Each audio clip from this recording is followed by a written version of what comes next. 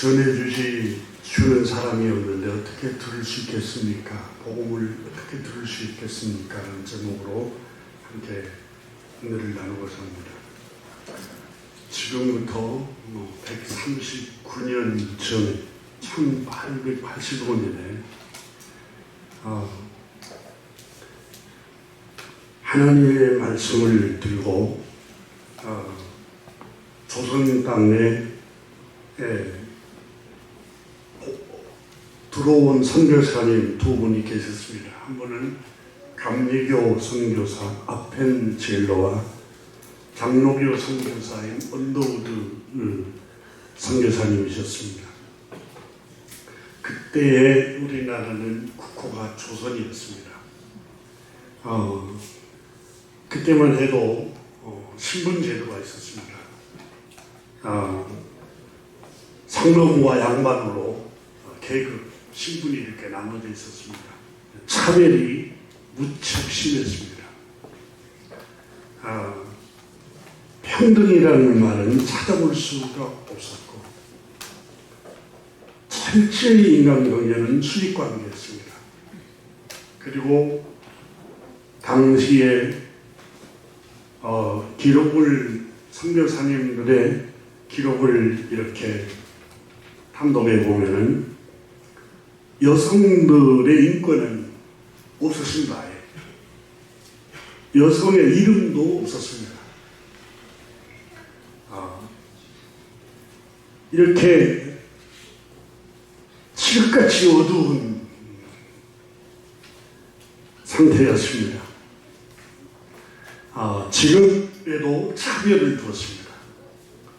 마틴 루터라는 종교개혁자는 모든 직업은 성직이다 그랬습니다.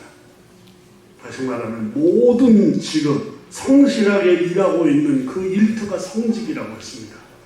그런데 그때에 우리는 잘못된 중국의 사상의 영향을 받아서 산농공상이 소열 학자가 제일 높고 그 다음 농민이고 그 다음 기술자고 마지막 가장 천민이 상인으로 이렇게 차별화했습니다.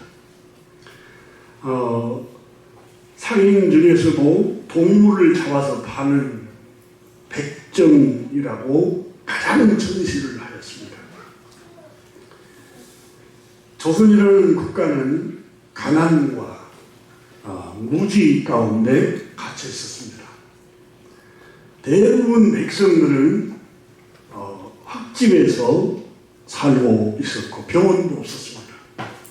질병이 창궐했고 성경대로 사망에 그늘진 땅, 칠흑같이 어두움의 땅이었습니다. 이 칠흑같이 어두움의 땅에 생명의 빛을 들고 온 복음을 구원의 소식을 들고 온 하나님의 사람 복음 전하는 전도자가 제물포항으로 두 선교사가 들어온 것입니다. 1884년 9월에는 또 미국 공사관부 무급의사로 들어온 선교사님이 한 분 계셨고 이분이 알렌이라는 선교사님이었습니다. 이분도 하나님의 사랑이신 예수님의 구원의 소식을 전해주기 위해서 미국 공사관부로 근무하면서 복음을 우리에게 전해주고 마침내 고종황제 허락을 받아 제중문이라는 현대 과학 병원, 서양의학병원을 최초로 설립을 합니다. 그래서 불쌍한 백성들을 질병을 치료하기 위해서 이 병원을 설립을 하고 그게 계기가 되어서 오늘날 세브란스 연대병원이 최초로 설립된 겁니다. 미국의 선교사였던 메리 스크랜터라는 여성 선교사님은 1886년에 한국의 이 조선 땅에 복음을 전해주기 위해서 들어왔습니다. 그리고 조선 땅의 여성들이 너무 이름도 없고 교육도 시키지 않고 짓밟힘을 당하고 대부분 집안일을 시키고 교육의 기회는 전혀 주지 않고 하층민의 딸인 경우에는 첩으로 팔려가는 모습을 대부분이었다고 합니다. 이 모습을 보고 메리 스크랜터 선교사님은 이렇게 잔혹한 땅에 여성의 인권이 완전히 짓밟히는 땅에 어떻게 이들을 해방을 시킬까 하고 번민하다가 결국은 이분이 학교를 엽니다. 학교를. 이게 이화역 학당이라는 학교를 열게 됩니다. 오늘날 그것이 기초가 되어서 이화여자대학교가 된 겁니다. 지금으로부터 130년 전만 해도 우리가 살고 있는 이 한반도는 사망에 그늘진 땅이었습니다. 이 열악한 곳에 구원의 소식, 생명의 복음을 전해주는 전도자들이 있었다는 겁니다. 그들이 이 구원의 소식을 전해줬기 때문에 오늘날 수많은 사람들이 사망에 그늘진 땅에서 구원의 소식을 듣고 하나님 품으로 돌아오고 이 대한민국이 어마어마하게 복음의 빛으로 말미암아 병원이 세워지고 학교가 세워지고 개화가 되고 눈부시게 발전하는 계기가 된 것입니다. 예수님께서 누가복음 4장 18절에 성경을 펴서 성전에 올라가서 성경을 읽으시면서 이렇게 말씀하셨습니다. 주의 성령이 내게 임하셨으니 이는 가난한 자에게 복음을 전하게 하려고 주님이 내가 온 것은 가난한 사람들에게 기쁨의 소식, 구원의 소식, 자유의 소식, 복음을 전하기 위해서 내가 왔다. 억압하고 부담을 주고 사람을 괴롭히고 종교적인 이념으로 사람을 얽어매려고 예수님이 온 게 아니라 예수님은 복음을 가난한 자들에게 기쁨의 소식을 전하려고 왔다. 나는 주님께서 내게 기름을 부으시고 나를 보내사 포로된 자에게 자유를, 눈먼 자에게 다시 보게 함을 전파하며 눌린 자를 자유케 하려고 나를 부르셨다는 겁니다. 공동번역은 다음과 같이 번역했습니다. 주의 영이 내리셨다. 주께서 내게 기름을 부으셔서 가난한 사람들에게 기쁜 소식을 전하게 하셨다. 주께서 나를 보내셔서 포로된 자에게 자유를, 눈먼 사람에게 다시 보게 함을 선포하고 억눌린 사람을 풀어주고 이렇게 번역했습니다. 당시 생명의 빛을 들고 선교사님들이 복음을 전해주지 않았다면 우리가 살고 있는 이 땅은 아직도 영적인 어두움과 흑암 속에 갇혀 있었을 것입니다. 헛된 종교와 헛된 종교적인 신념과 믿음의 포로가 되고 갇혀 있어서 그것에 종노릇하고 시키는 대로 노예 생활을 하였을 것입니다. 당시 이념과 사상, 종교, 사회적인 인습, 관습에 매이고 억눌리고 포로되어 묶여있는 상태에 복음이 이 땅에 비추기 시작했던 겁니다. 여성의 인권이 짓밟힌다가 전혀 교육을 시키지 않고 상놈과 양반, 신분 제도를 나누는 이 간섭, 인습, 가난한 집의 아이들은 여성들이 팔려나가고 이게 그때 당시 관습이었어요. 그때 당시 인습이었어요. 이런 관습과 인습의 사회적인 인습과 관습의 포로가 되어 매 있는 어두운 이 종교적인 사상이나 사회적인 그런 관습에 내어 있는 사람들을 이렇게 하나님께서 예수 그리스도를 보내신 것은 그들을 풀어주고 자유케 하고 그들을 해방시켜주기 위해서 구세주를 세상에 보내셨다고 말씀하고 있습니다. 우리 민족이 복음을 듣지 않았더라면 우리는 여전히 무지와 전통적인 인습과 관습, 잘못된 이념과 사상에 묶여있고 갇혀있어서 헛된 것들을 숭배하고 있었을 것입니다. 복음이 비추지 않았더라면 지금도 여전히 우리는 그 사망에 끊어진 땅에 갇혀 있었을 겁니다. 저 보십시오. 저 북쪽 한반도에 같이 한민족으로 살아가지만 저 북녘 땅에는 여러분 사상과 이념이라는 쇠사슬에 묶여 있어서 주체 사상이라는 이념에 묶여 있어서 얼마나 그들은 고통을 당하고 있습니다. 자유가 없습니다. 이동의 자유도 없고 여행의 자유도 없고 교육의 자유도 없고 경제적인 자유도 없습니다. 모든 게 다 공동으로 그곳에 생명의 말씀인 복음이 교회에 이 생명의 말씀인 복음이 접하되는 것을 허락하지 않습니다. 그러니 그들은 무질 속에서 어둠 속에서 사망에 그늘진 땅에서 사상과 이념에 묶여서 노예 생활을 하고 있지 않습니까? 복음이 비추지 않으면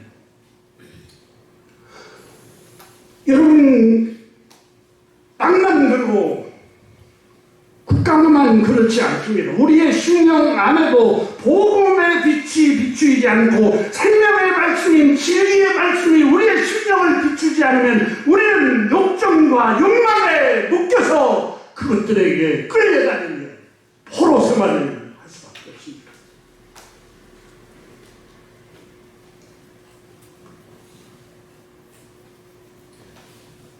오늘 성경은 우리에게 바울 선생이 교훈을 합니다. 이 놀라운 복음, 하나님께서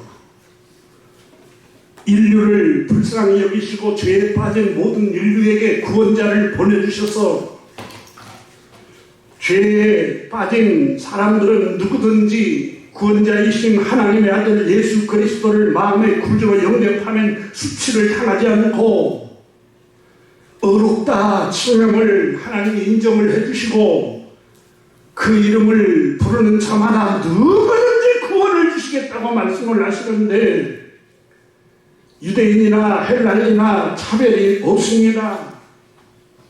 누구든지 주의 이름을 부르는 자는 구원을 받습니다. 그런데 믿지도 않는 분을 어떻게 그분을 부를 수 있겠습니까? 듣지도 못한 이를 어찌 믿을 수 있겠습니까? 전파해주는 사람이 없는데 어떻게 그 구주의 소식을 들을 수 있겠습니까? 누군가가 전해주어야 이 구원의 소식을 들을 거 아닙니까? 바울 선생이 호소하고 있습니다.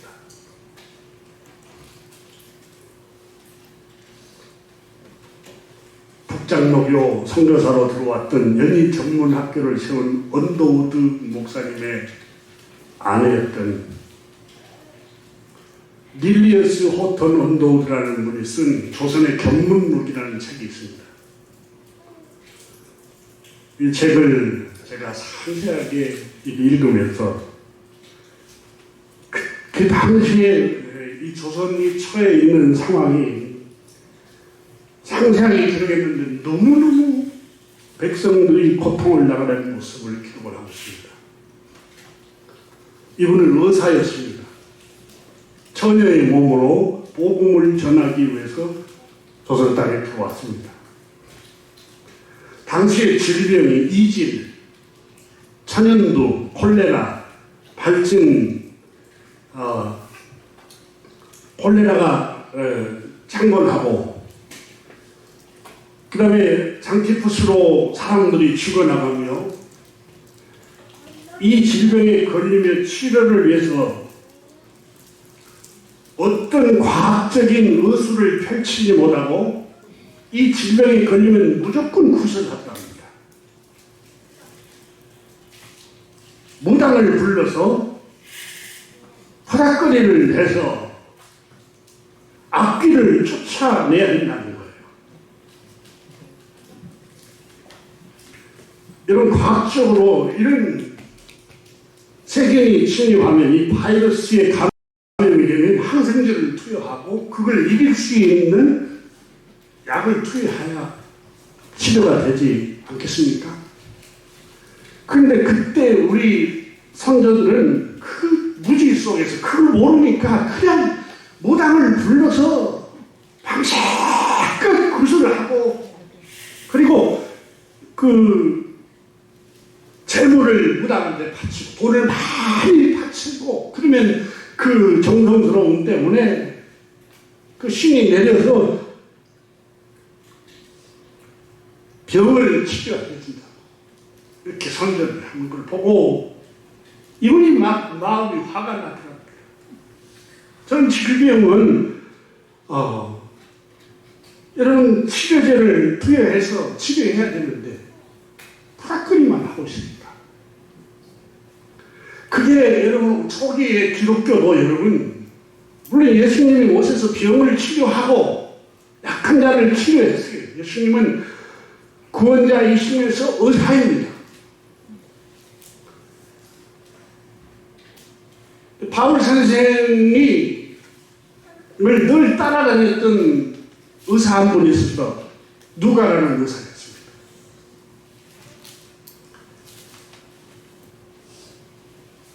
그 무당이 했던 그걸 그대로 한국교회 초기에 목사들이 기도 많이 하고 제도를 많이 바치고 하나님께 헌금을 많이 바치고 정성을 들이면 질병이 믿음으로 기도하면 치료가 됩니다. 여러분 그런 선교사님들이 왜 재중원을 세우고 현대 과학 의료기관을 세웠겠어요? 그것도 하나님이 세우신 기관이에요. 그러니까 병이 나면 병원으로 과학적으로 다 우리를 실험을 하고 병원에 달려가서 검사해서 어떤 처방을 내려야 되는가 그걸 해야 돼요. 여러분. 그런데 병원 가면 믿음이 없는 일이에요. 믿음으로 기도로 치료해야 된다. 여러분 정말 중요한 믿음으로 질병도 치료해요. 근데 하나님께서 병원을 하나님 세우신 거예요.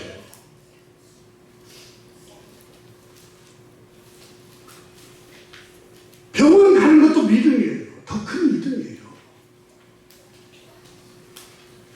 그래서 계속해서 부닥거리를 하고 구슬을 해서 하고 정성을 많이 들여서 백성들을 속인 거예요. 무당.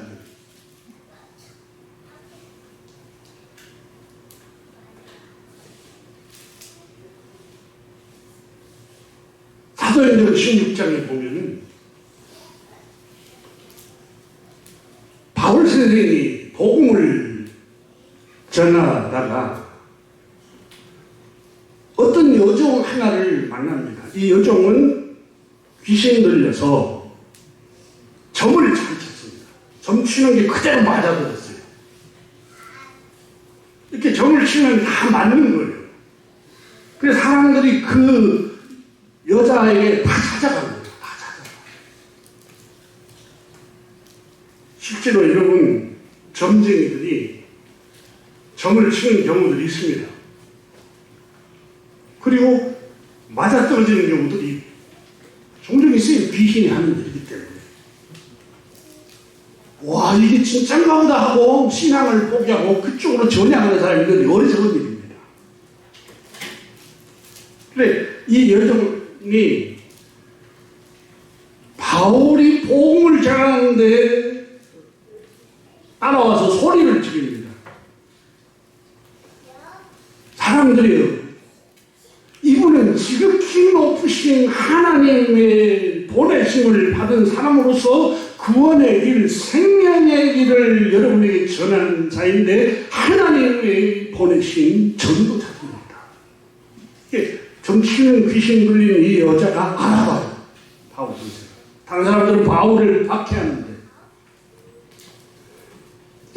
날마다 이렇게 얘기를 하니까 바울이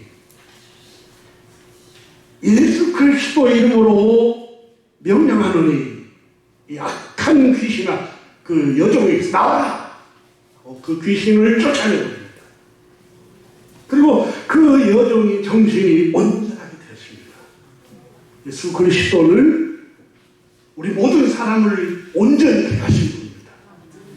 여러분 히브리서 12장에 믿음의 주여 온전히 하시니 예수를 바라보라고 했잖아요. 예수님을 잘 믿으면 우리 정신이 온전해지고 가정이 온전해집니다. 그런데 예수님을 잘 믿고 교회를 다니는데 가정이 깨지고 가정이 흔들리고 그건 여러분 다 사이비들이 아무리 장로교 간판을 달고 있어도 이단이랑 똑같아요. 근데 이 여종이 이제 점을 못 칩니다. 알아맞지를 못해요. 그 귀신이 나가니까. 그래서 사도행전 16장 19절에 여종의 주인들은 자기 수익의 소망이 끊어진 것을 보고 바울과 실라를 붙잡아 장터로 관리들에게 끌어갔다가 이 사람들이 우리 성을 심히 열안하게 하여 우리가 받지도 못하고 알지도 못하는 풍속을 전합니다. 성경이 사도행전 16장 19절에 자기 수익의 이익이 끊어짐으로 박해하겠어. 이게 마귀의 역사입니다. 자기 이익이 끊어진다고 해서 자꾸 박해를 하고 압력을 넣고 억압을 하고 이 마귀가 하는 거예요. 교회 안에서도 여러분 내가 믿음 생활하는데 내 이익이 끊어지고 내 수익이 끊어지고 그래서 교회를 어지럽히고 이건 성령님이 하시는 일이 아닙니다.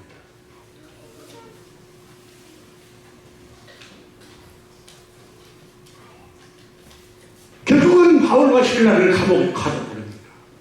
바울과 신라가 감옥에 갇혀 있을 때 밤이 새도록 기도하면서 하나님을 찬송을 합니다.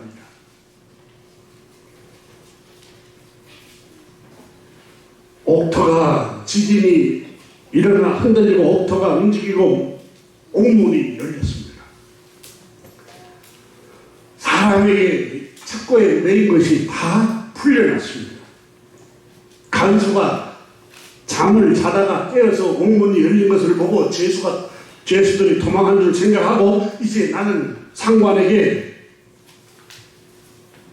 위태로움을 당하겠다 하고 스스로 자결하려고 하자 바울 선생이 거기에 옥문이 열려도 밖으로 나가지 않았던 바울과 실라가 말했습니다. 내 몸을 상하게 하지 말라.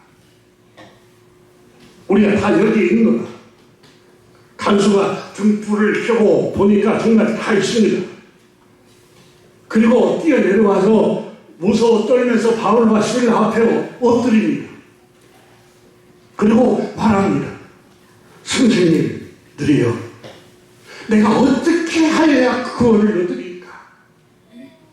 그때 바울 선생이 우리 구주 예수 그리스도를 믿어라.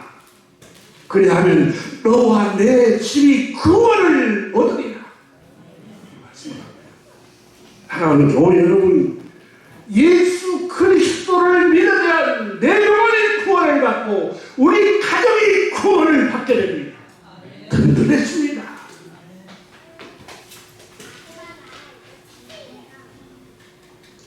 이렇게 예수님은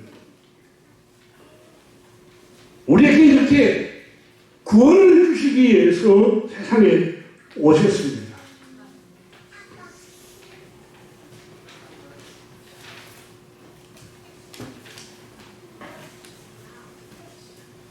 릴리어스 호톤 언더우드 선교사님, 이 의사였던 이 처녀 이 선교사님이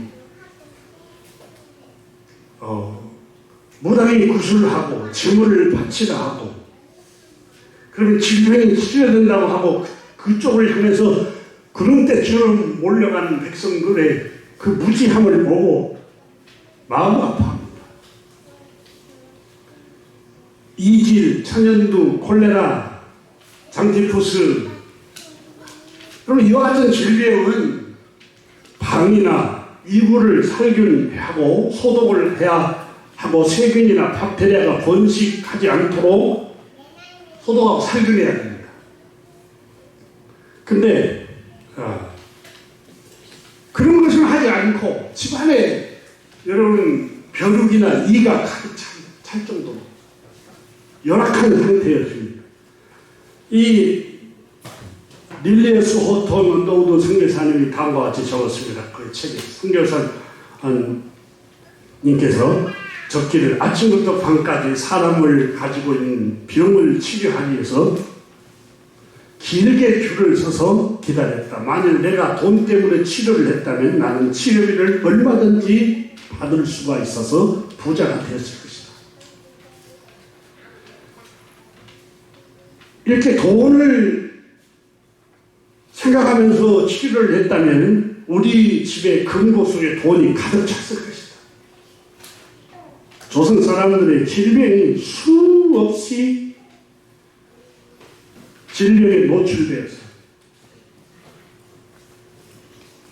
그러나 나는 그들에게 어떠한 보상, 돈이나 대가를 바라지 않고 이루 말할 수 없는 선물을 주시는 자비로우신 우리 주님 구원자 예수 그리스도에 대한 예수 그리스도께서 우리를 구원하신 그 사랑을 전하기 위해서 나는 한 사람 한 사람을 치료하는데 너무나 기뻤다. 이렇게 그 책에 적었습니다. 구원의 소식을 전해주기 위해서 이와 같은 이분들이 복음을 전해주는 분들이 있었기 때문에 이 우리나라가 이렇게 밝혀진 겁니다. 그리고 이 복음이 전파되어서 사람과 사람을 통해서 교회를 통해서 오늘날 우리에게까지 복음이 전파되게 되었던 것입니다. 오늘 본문 10장 11절부터 15절에 누구든지 그를 믿는 자는 부끄러움을 당하지 아니하리라. 예수 그리스도를 믿고 의지하는 사람들은 수치를 당하지 않을 것이다. 왜냐하면 내 죄를 다 가리고 줍니다. 그분께서 죄인임에도 불구하고 예수님께서 내가 의인을 부르러 온 게 아니라 나는 죄인을 불러 회개시켜 구원을 하러 왔다. 나는 죄인의 친구라. 여러분 우리가 어려운 사람만 교회 다니고 도덕적인 사람만 교회가 다니는 게 아니라 사람들이 멸시하고 손가락질하고 비웃고 조소하고 그런 죄를 지었더라도 여러분 누구든지 하나님의 아들 예수 그리스도 앞으로 나오면 하나님께서는 불쌍히 여기시고 긍휼히 여기시고 우리의 죄를 사하신다고 말씀하십니다. 아멘. 12절에서 유대인이나 헬라인이나 차별이 없습니다. 여기서 유대인은 의롭다고 생각한 사람입니다. 우리만 하나님의 백성이야. 우리는 할례를 하는 사람이야. 우리는 어려서부터 율법을 행한 사람이야. 이렇게 종교적이고 도덕적이고 자기들을 특별한 정금주의자라고 생각했던 유대인이나 헬라인, 개 취급을 받았고 돼지 취급을 받았던 죄인 취급을 받았던 헬라인이나 차별이 없습니다. 누구든지 예수님을 믿고 의지하는 사람들은 하나님은 차별을 하지 않는다는 겁니다. 그래서 그를 부르는 모든 사람에게 12절에 부요하시도다. 그분을 예수 그리스도를 구원자를 의지하고 그분을 부르는 사람들에게 부요함을 하나님 허락하신다는 겁니다. 그리고 13절에 또 강조합니다. 누구든지 주의 이름을 부르는 자는 구원을 받으리라. 그런데 이 놀라운 소식, 구원의 소식, 부요케 하는 소식, 수치를 당하지 않게 하는 이 놀라운 구원의 소식을 그분이 예수 그리스도인데 믿지도 않는데 어떻게 그분을 부를 수 있겠습니까? 한 번도 들어보지도 못했는데 어떻게 그분이 구주라는 걸 우리 믿을 수 있겠습니까? 전파하는 자가 없는데 어떻게 들을 수 있겠습니까? 누군가가 이 구원의 소식을 전해줘야 할 거 아닙니까? 보내심을 받은 자가 아니었으면 어찌 전파하여 기록된 바 아론부터가 좋은 소식을 전하는 자들은 발걸음이에요.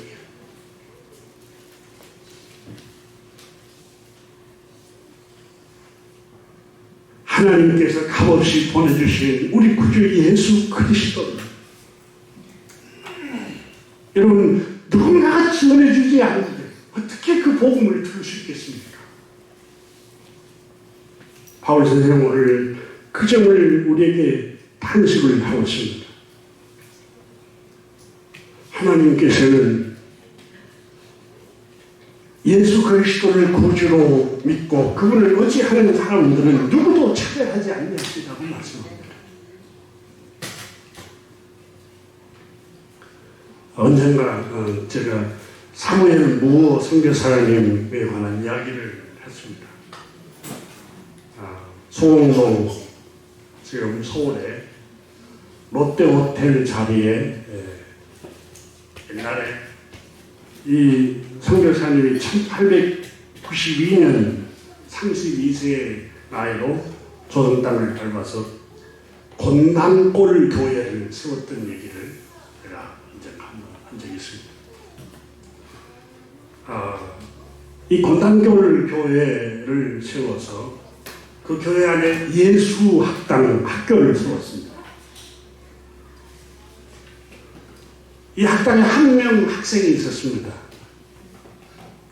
봉주리라는 학생 한 명이 있었습니다. 봉주리. 이름도 아닙니다. 나중에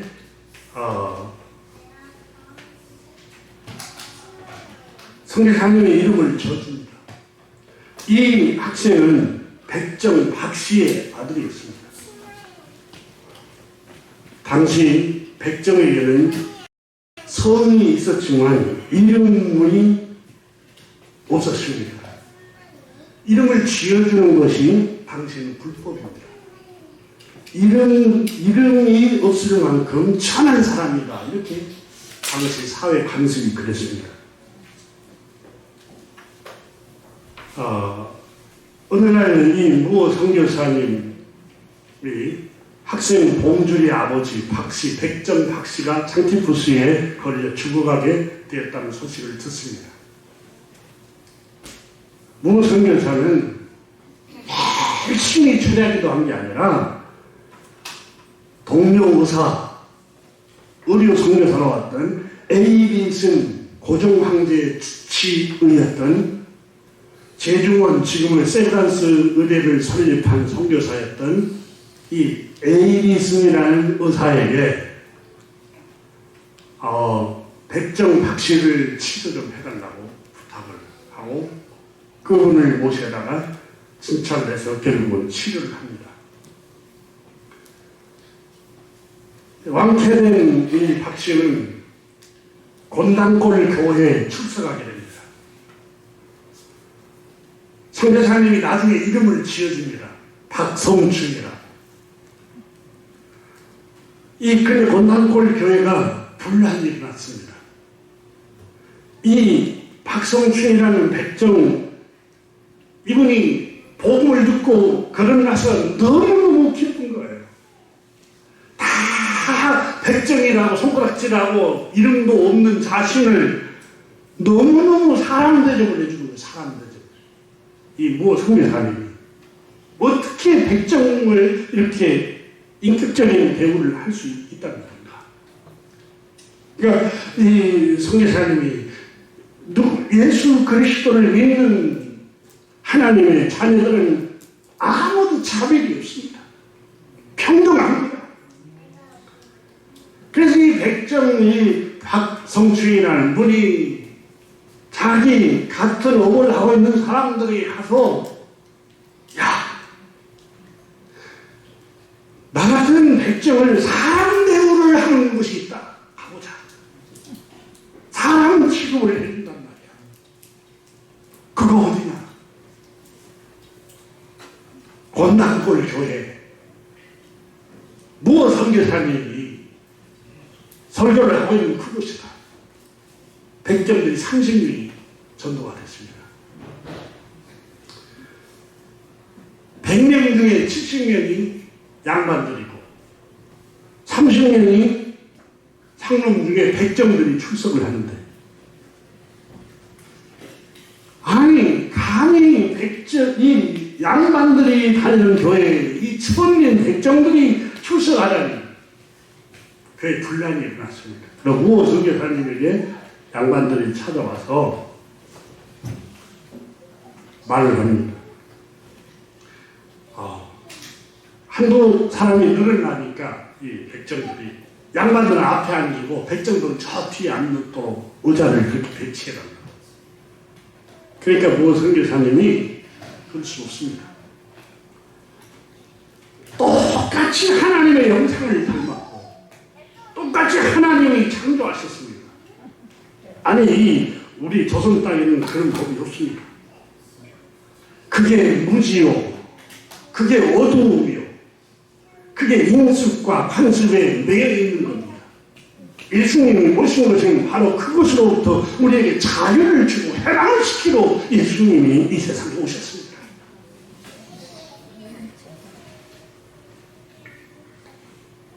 결국은 양반 교회만 한다고 해서 분리해서 나가버렸습니다. 양반들이.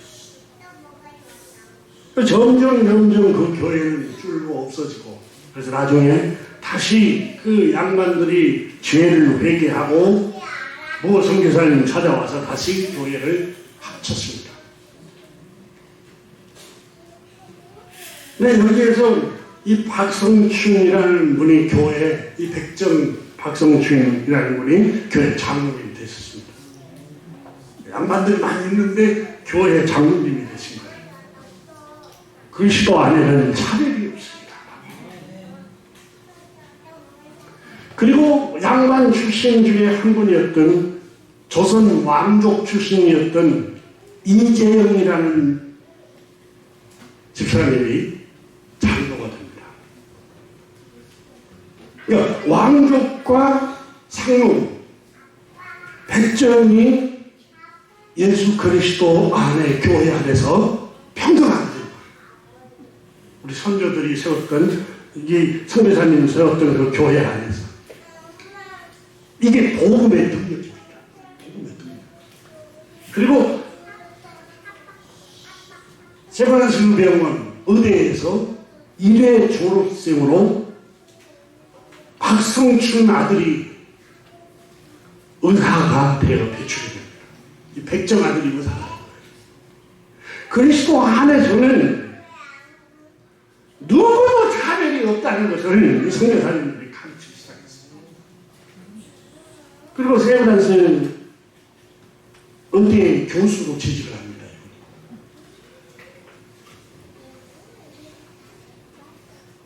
예수 그리스도의 복음은 구원입니다. 구원. 우리를 자유케 합니다. 우리의 죄와 우리의 잘못된 전통, 인습, 관습, 사상, 종교로부터 억압받고 묶여있던 굴레에서 벗어나 자유하게 하십니다. 여러분, 당시 예수님이 오셔서 억압하고 굴레를 씌우고 쇠사슬에 묶었던 게 뭡니까? 유대교였어요. 유대교. 할례. 물론 우리의 죄가 우리를 억압했지요. 근데 유대교가 1회에 2번씩 금식해야 됩니다. 시간을 정해놓고 하루에 3번은 기도해야 됩니다. 할례를 반드시 해야 된다. 음식을 먹을 때는 굽이 갈라지지 않는 음식을 먹으면 안 된다. 대세김질을 해야만 하면 동물만 음식을 먹어야지, 대세김질하지 않는 음식을 먹는 것은 부정하다. 그러니까 유대교의 그 관습과 그 전통이 철저하게 사람들을 얼검했어. 예수님께서 요한복음 8장 32절에 그러므로 예수께서 자기를 믿는 유대인들에게 이르되 너희가 내 말에 거하면 참으로 내 제자가 되고 진리를 알지 진리가 너희를 자유케 하리라. 진리를 알지 전통과 관습과 종교적인 이념과 사상을 아는 게 아니라 주님의 뜻을 알지니 주님의 진리를 알지니 그 진리가 너희를 얽어매고 억압하고 있고 자유케 못하는 것으로부터 너희로 자유를 주고 해방을 시켜줄 거라는 겁니다. 여러분, 유대인들은 안식일을 안 지키면 큰일 날 줄 알아요. 또 안식일에 밥을 지어 먹거나 밀을 비벼 먹으면 큰 죄를 지어서 양심의 가치를 입게끔 만들었어요. 예수님이 오셔서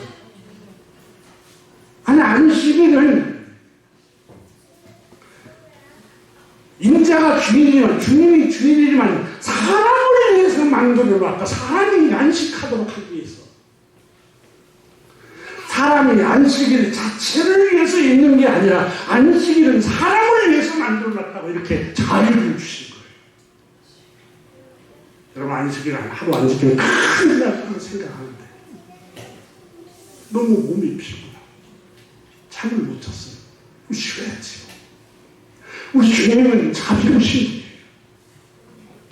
아유, 저 사람 안식일도 안 지킨 사람이야. 저 집사님, 저 성도님은 안식일도 안 지켰어. 정죄할 게 아니에요.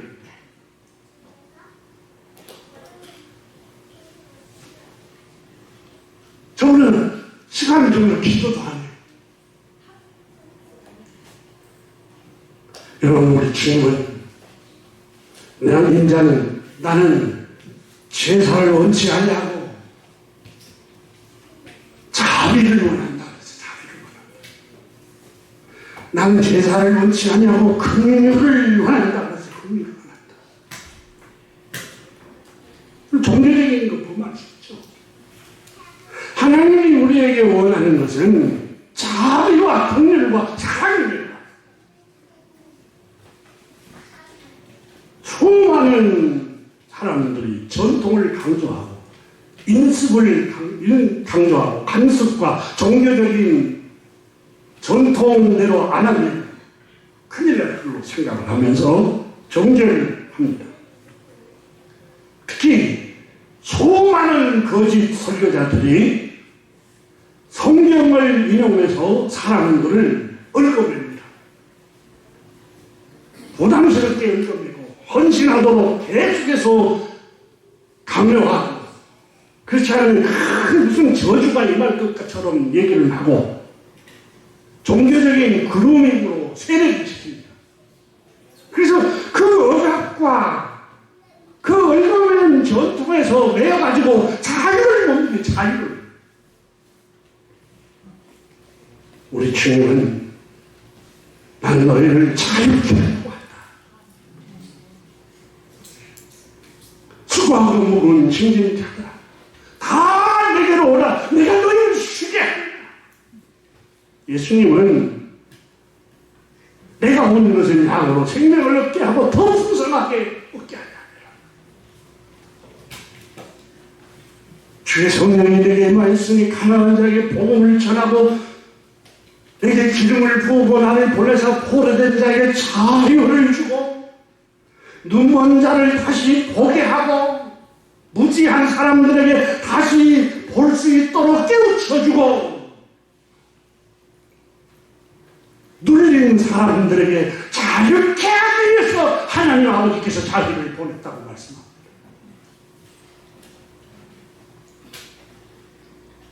자비가 끝이 없으신 하나님, 자비가 한량이 없으신 하나님을 우리는 섬기고 있는 겁니다. 그분은 우리를 죄에서, 죄책감에서, 죄 심판에서 건지시기 위해서 눈에 넣어도 아깝지 않는 독생자 하나님의 아들 예수 그리스도를 십자가에 내주신 분이에요.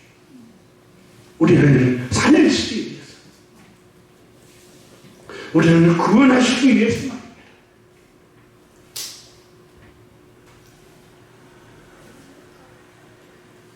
그러므로 여러분, 오늘 본문에 누구든지 주님을 믿는 자는 구원을 받으리라.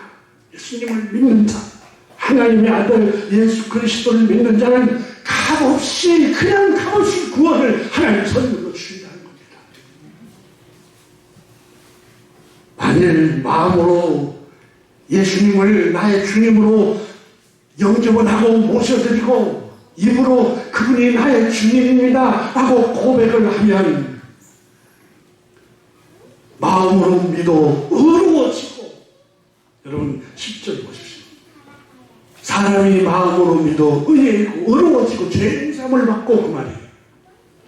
마음으로 예수님이 내 죄 때문에 오셔서 내 죄값으로 십자가에 피 흘려 죽음을 당하시고 장사한 지 사흘 만에 부활하신 것을 믿으면 나는 어려워지고, 입으로 그분이 나의 구주이시라고, 구원자라고 고백을 하면 구원에 이르릅니다. 성경에 바울 선생이 말합니다. 이것은 교우 여러분, 성경에 이렇게 말하고 있지 않습니까? 라고 11절에 말합니다. 성경에 이르되 누구든지 그분을 믿는 자는, 예수 그리스도 하나님의 아들 구원자를 믿는 자는 부끄러움을 당하지 아니하리라. 수치를 당하지 않을 겁니다. 그 사람이 유대인이 됐든 이방인으로 돼지 취급을 받고 개 취급을 받았던 그 사람은 아무도 차별하지 않고 모든 사람의 주가 되사 그를 부르는 사람, 예수님을 부르고 예수님을 찾고 예수님을 의지하는 사람에게는 주님은 부요하게 하십니다. 그런즉 누군가가 이 소식을 전해줘야 되지 않겠습니까? 이 구원의 소식을 전해줘야 되지 않겠습니까? 사랑하는 교회 여러분, 이 구원의 소식을 우리 신령과 우리 자녀들과 우리 주변 사람들에게 이 구원의 소식을, 이 복음을, 생명의 말씀을 듣도록 자꾸 권해야 합니다. 그럴 때 그 가정에 생명의 빛이 비치어서 어둠이 떠나갑니다. 이 어둠이 떠나가고 무지가 떠나가고 억압이 떠나가고 폭력이 떠나가고 사나움이 떠나가고 저주가 떠나가고, 아, 하나님의 뜻은 자비로구나, 긍휼이구나, 사랑이구나.